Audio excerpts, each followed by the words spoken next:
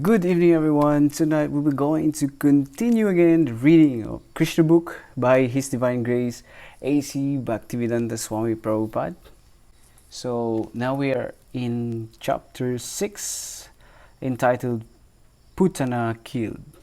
So without further ado, let's go and read. But before that, we're going to chant the invocation mantra.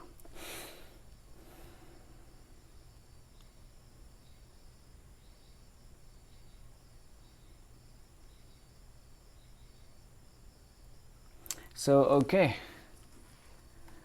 let's gonna read now. Come and join me reading the Krishna book, chapter 6, Putana Killed. That is the title of this chapter 6. Okay, so let's get it started. While Nanda Maharaj was returning home, he considered Vasudeva's warning that there might be some disturbance in Gokula. Certainly, the advice was friendly and not false. So Nanda thought there is some truth in it. Therefore, out of fear, he began to take shelter of the Supreme Personality of Godhead. It is quite natural for a devotee in danger to think of Krishna, because he has no other shelter. When a child is in danger, he takes shelter of his mother and father. Or similarly, a devotee is always under the shelter of the Supreme Personality of Godhead. But when he specifically sees some danger, he remembers the Lord very rapidly. After consulting with his demoniac ministers, Kamsa instructed a witch named Putana, who knew the black art of killing small children by ghastly sinful methods, to kill all kinds of children in the cities and pasturing grounds. Such witches can play their black art only where there is no chanting or hearing of the holy name of Krishna. It is said that wherever the chanting of the holy name of Krishna is done, even negligently, all bad elements, witches, ghosts, and dangerous calamities immediately disappear. And this is certainly true of the place where the chanting of the holy name of Krishna is done seriously, especially in Vrindavan, when the Supreme Lord was personally present. Therefore, the doubts of Nanda Maharaj were certainly based on affection for Krishna. Actually, there was no danger from the activities of Putana, despite her powers. Such witches are called Kechari, which means they can fly in the sky. This black art of witchcraft is still practiced by some women in the remote northwestern side of India. They can transfer themselves from one place to another on the branch of an uprooted tree. Putana knew this witchcraft, and therefore she is described in the Bhagavatam as Kechari. Putana entered the country of Gokula, the residential quarter of Nanda Maharaj, without permission. Dressing herself just like a beautiful woman, she entered the house of Mother Yashoda. She appeared very beautiful, with raised hips, nicely swollen breasts, earrings, and flowers in her hair. She looked especially beautiful on account of her thin waist. She was glancing at everyone with very attractive looks and a smiling face, and all the residents of Vrindavan were captivated. This innocent cowherd woman thought that she was the goddess of fortune appearing in Vrindavan with a lotus flower in her hand. It seemed to them that she had personally come to see Krishna, who is her husband. Because of her exquisite beauty, no one checked her movement, and therefore she freely entered the house of Nanda Maharaj. Putana, the killer of many, many children, found baby Krishna lying on a small bed. And she could at once perceive that the baby was hiding his unparalleled potencies, which resembled fire covered by ashes. Putana thought, "This child is so powerful that he can destroy the whole universe immediately." Putana, understanding this, very significant. The Supreme Personality of Godhead, Krishna, is situated in everyone's heart. It is stated in the Bhagavad that he gives one necessary intelligence and he also causes one to forget. Putana was immediately aware that the child whom she was observing in the house of Nanda Maharaj was the Supreme Personality of Godhead himself. He was lying there as a small baby, but that does not mean he was less powerful. The materialistic theory that God worship is anthropomorphic is not correct. No living being can become God by undergoing meditation or as austerities. God is always God. Krishna as a baby is as complete as he is as a full-fledged youth. The Mayavada theory holds that the living entity was formerly God, but has now become overwhelmed by the influence of Maya. Therefore, the Mayavadis say that presently he is not God, but when the influence of Maya is taken away, he will again become God. This theory cannot be applied to the minute living entities. The living entities are minute parts and parcels of the Supreme Personality of Godhead. They are minute particles or sparks of the original fire. So these sparks can be covered by the influence of Maya. But the original fire, Krishna, cannot. Krishna is the Supreme Personality of Godhead, even from the beginning of his appearance in the house of Vasudeva and Devaki. Krishna showed the nature of a small baby and closed his eyes as if to avoid the face of Putana. Since closing of the eyes is interpreted and studied in different ways by the devotees, some say that Krishna closed his eyes because he did not like to see the face of Putana, who had killed so many children and who had now come to kill him.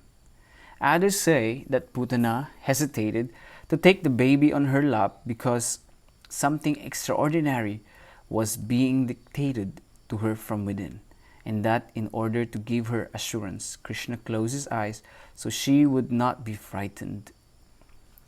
And yet others interpret it in this way. Krishna appeared in order to kill the demons and give protection to the devotees, as stated in the Bhagavad Gita.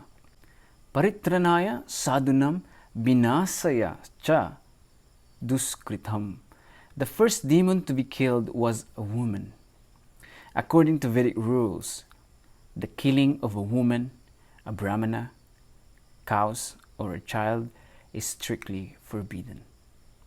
Krishna was obliged to kill the demon Putana, and because the killing of a woman is forbidden according to Vedic Shastra, he could not help but close his eyes. Another interpretation is that Krishna closed his eyes because he simply took Putana to be his nurse. Putana came to Krishna just to offer her breast for the Lord to suck. Krishna is so merciful that even though he knew Putana was there to kill him, he looked her as his nurse or mother. There are 7 kinds of mothers according to the Vedic injunction: the real mother, the wife of a teacher or spiritual master, the wife of a king, the wife of a brahmana, the cow, the nurse, and Mother Earth. Because Putana came to take Krishna on her lap and offer her breast milk to be sucked by him, she was accepted by Krishna as one of his mothers. That is considered to be another reason he closed his eyes. He had to kill a nurse or mother. But his killing of his mother or nurse was no different from his love for his real mother or his foster mother Yashoda. We further understand from Vedic information that Putana was also treated as a mother and given the same facility as Yashoda. As Yashoda was given liberation from the material world, Putana was also given liberation. When the baby Krishna closed his eyes, Putana took him on her lap. She did not know that she was holding death personified. If a person mistakes a snake for a rope, he dies. Similarly, Putana had killed so many babies before meeting Krishna, and she mistook him to be like them, but now she was accepting the snake that would kill her immediately. When Putana was taking baby Krishna on her lap, both Yashoda and Rohini were present. But because she was so beautifully dressed and showed motherly affection toward Krishna, they did not forbid her. They could not understand that she was a sword within a decorated case. Putana had smeared a very powerful poison on her breast, and immediately after taking the baby on her lap, she pushed her breastly nipple within his mouth. She was hoping that as soon as he would suck her breast, he would die. But baby Krishna very quickly took the nipple in anger. He sucked the milk poison along with the life air of the demon. In other words, Krishna simultaneously sucked the milk from her breast and killed her by sucking out her life. Krishna is so merciful that because the demon Putana came to offer her breast milk to him, he fulfilled her desire and accepted her activity as motherly. But to stop her from further nefarious activities, he immediately killed her. And because the demon was killed by Krishna, she got liberation. As Krishna presented her breast extremely hard and sucked out her very breath, Putana fell down on the ground, spread her arms and legs, and began to cry. "Oh, child, leave me, leave me." She was crying loud and perspiring, and her whole body became wet. So she died screaming.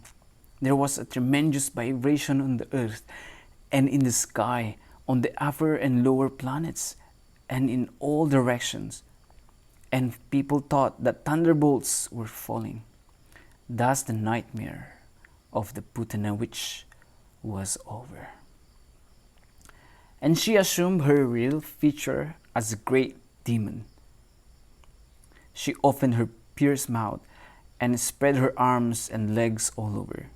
She fell exactly as Britrasura did when struck by the thunderbolt of Indra.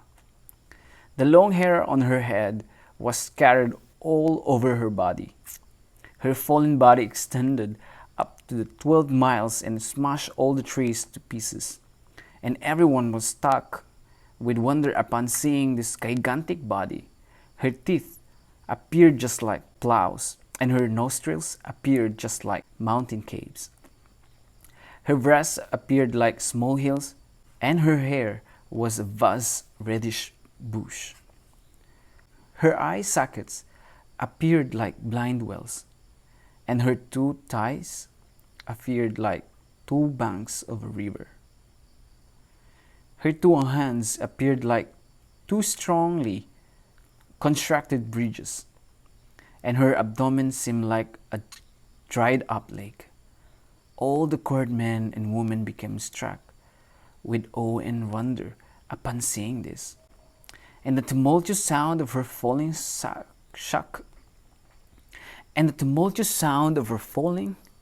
shook their brains and ears and made their hearts beat strongly. When the gopis saw little Krishna fearlessly playing on Putana's lap, they very quickly came and picked him up. Mother Yashoda, Rohini, and other elder gopis immediately performed the auspicious rituals by taking the tail of a cow and circumambulating his body. The child was completely washed with the urine of a cow, and the dust created by the hooves of the cows was thrown all over his body. This was all just to save little Krishna from future inauspicious accidents. This incident gives us a clear indication of how important the cow is to the family, society, and to living beings in general.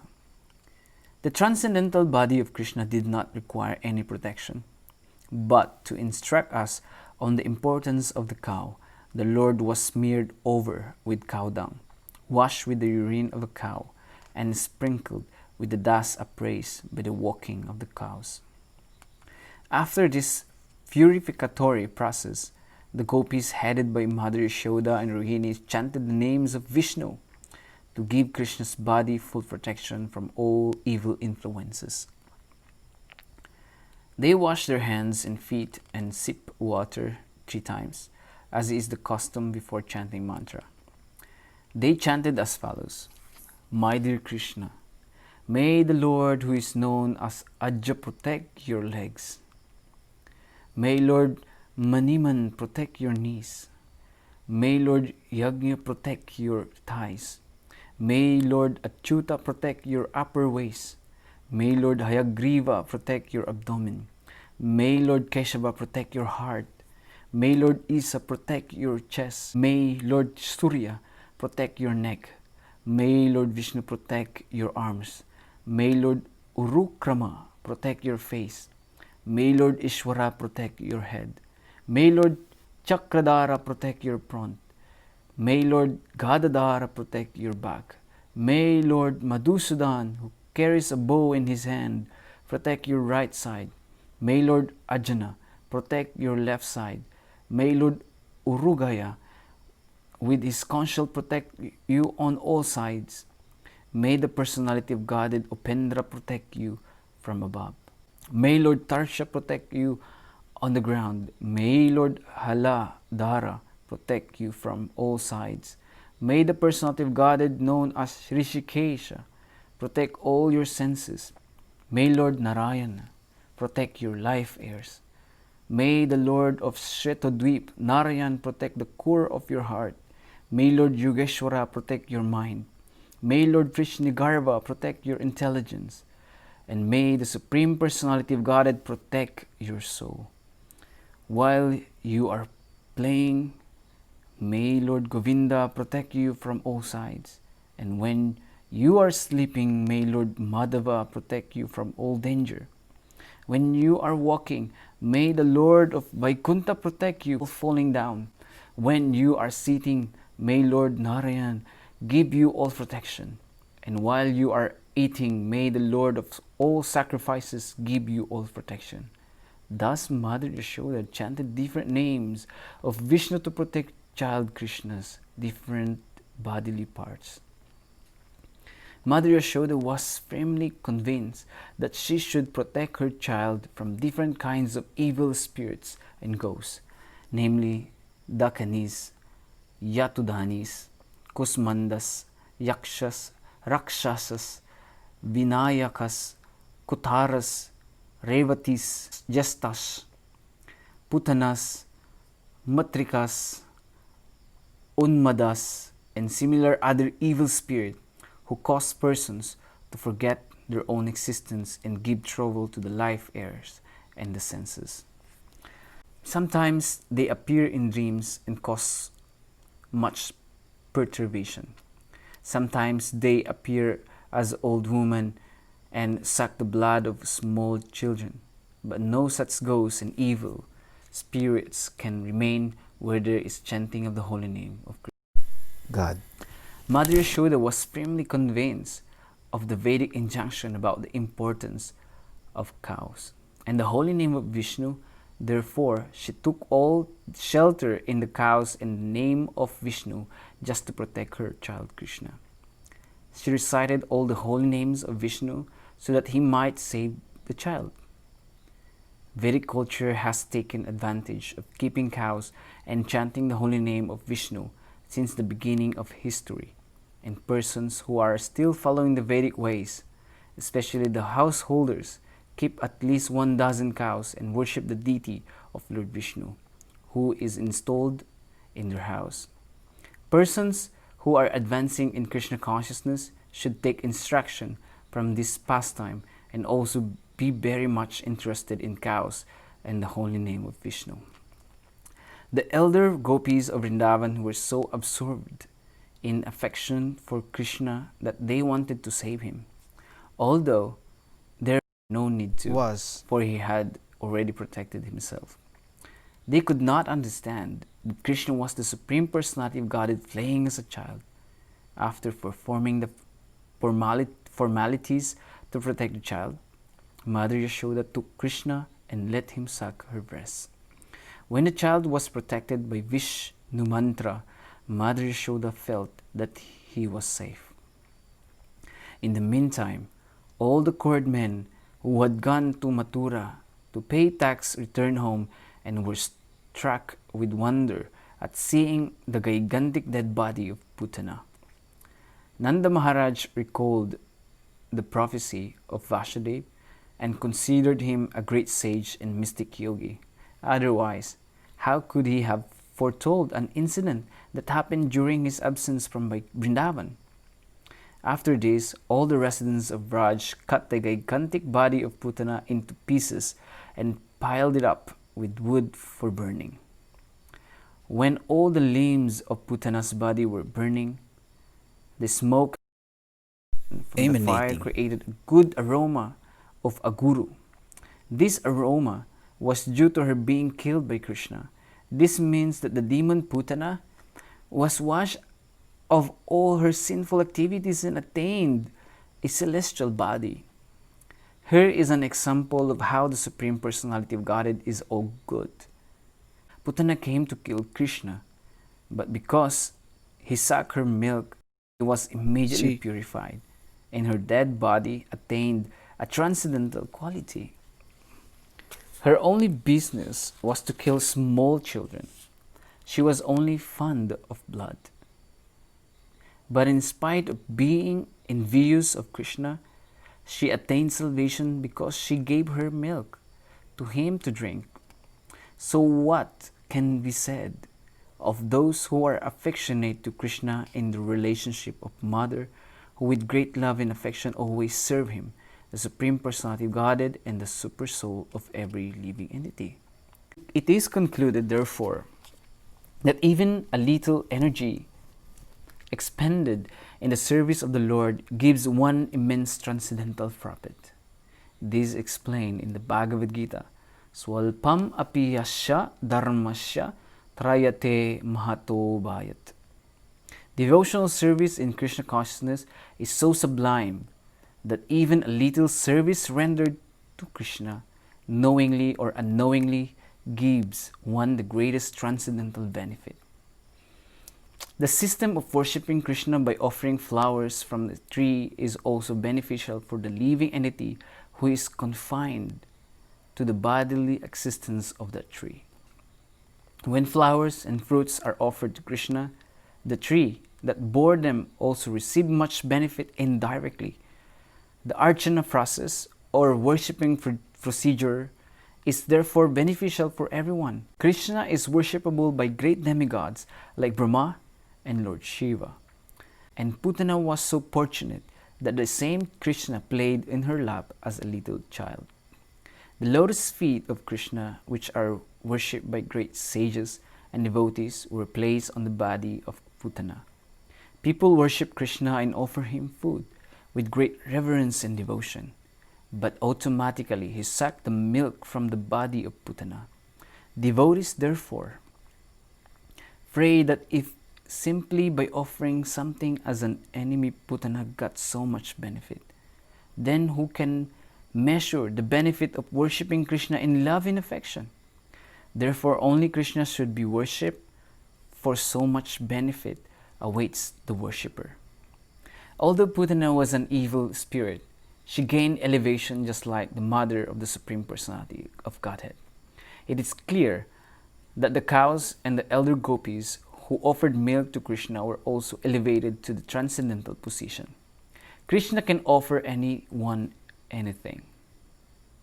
from liberation to anything materially conceivable. Therefore, there cannot be any doubt of the salvation of Putana, whose bodily milk was sucked by Krishna for such a long time. And how can there be any doubt about the salvation of the gopis, who were so fond of Krishna?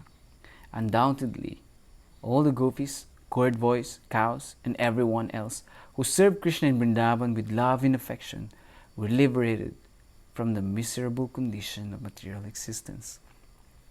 When all the inhabitants of Vrindavan smelled the good aroma from the smoke of a burning putana, they inquired from each other, "Where is this good fragrance coming from?"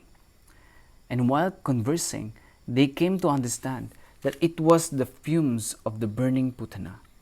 They were very fond of Krishna, and as soon as they heard that the demon Putana had been killed by Krishna, they offered blessings to the little child out of affection. After the burning of Putana, Nanda Maharaj came home and immediately took up the child on his lap and began to smell his head. In this way, he was quite satisfied that his little child was saved from this great calamity. Srila Sukadeva Goswami has given a blessing to all persons who hear the narration of the killing of Putana by Krishna. They will surely attain the favor of Govinda. Thus ends the Bhaktivedanta purport of the 6th chapter of Krishna Putana Killed. So we finished the chapter 6. Thank you very much. Thank you for joining me reading. See you again the next chapter. Have a good sleep tonight, and may the Lord bless us all. Thank you very much.